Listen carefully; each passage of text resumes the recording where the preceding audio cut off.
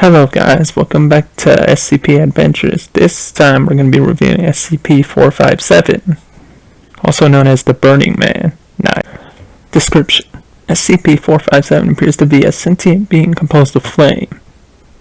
SCP-457's actual composition is unknown, and has proven to be invisible and undetectable by any known means, but is shaped out by the flames it produces, often assuming a human-like form if given sufficient fuel to assume that size. SCP-457's most rudimentary form appears to be that of a single flame, comparable in size to that of a matchstick.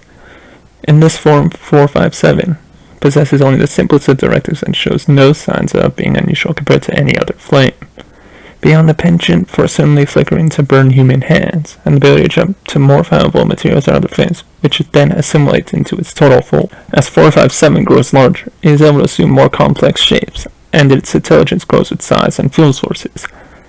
457's method of intelligence is unknown, but upon reaching an approximate human size, 457 almost always assumes a human-like form surrounded by and composed of flames. 457 has been observed to communicate through writing letters out of its own flames, charting them onto the wall or other surfaces, and more rarely through speech, created via high-pressure superheated air and the crackling and pops of flame. Once 457 reaches an unknown threshold of size of fuel source, SCP-457 splits into two beings and so on and so forth.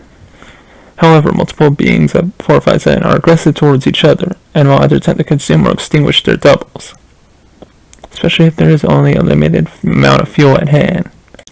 457's behavior is largely predictable, as its goals are simply to acquire larger sources of fuel and to spread. The danger of 457 comes from its ability to increase intelligence with size and apparent ability to learn and mimic behaviors. This has led to purposely damaging and sabotaging sprinkler systems and in rare circumstances set up relatively complex traps.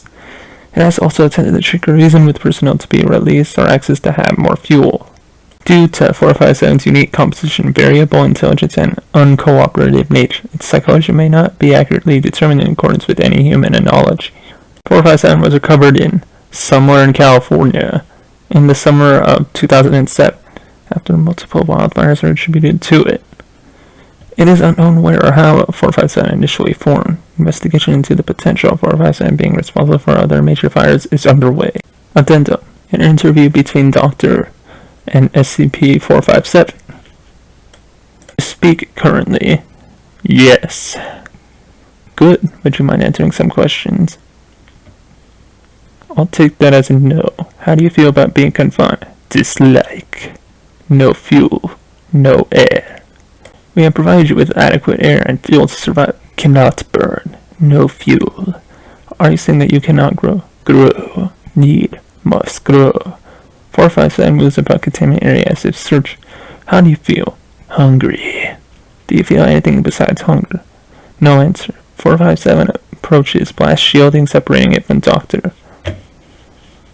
How do you feel about humans?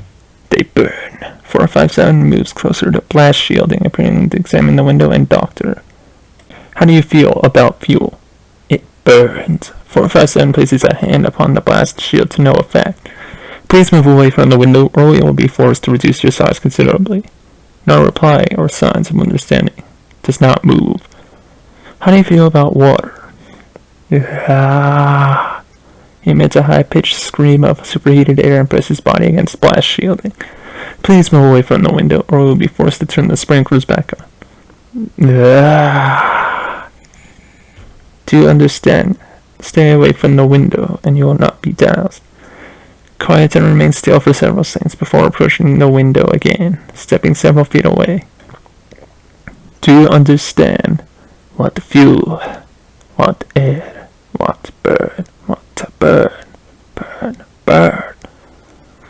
Repeat self, growing louder and beginning to move about containment area rapidly, apparently searching walls and ceiling for a way out. There is not a way out, if you would please. What is it doing? Is it looking for a way out?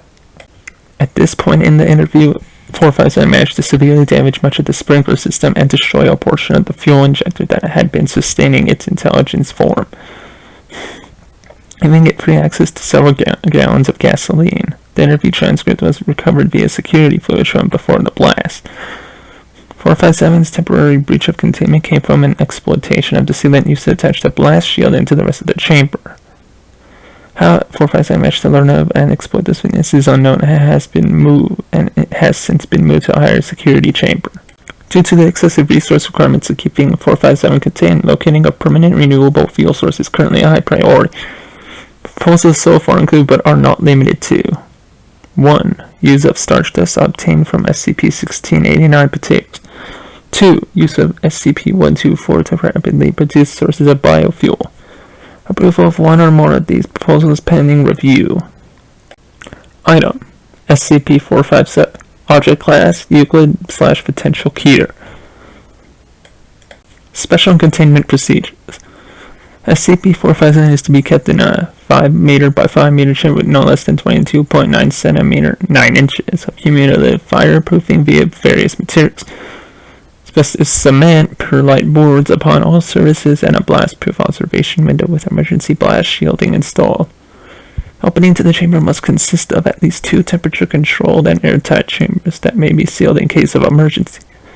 457's chamber should be kept at high humidity with a drainage system installed in the floor, as well as a misting sprinkler system installed and running constantly.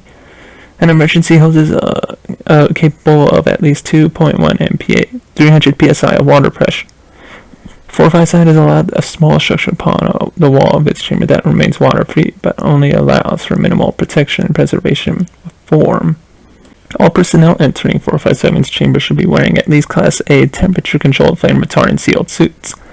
Enter in groups of 3, and with 2 members equipped with high-grade blast shields and emergency fire extinguishers. Personnel should only enter 457's chamber in order to supply 457 with the stated allotment of fuel material, or to examine and repair any damage to the chamber or sprinkler systems.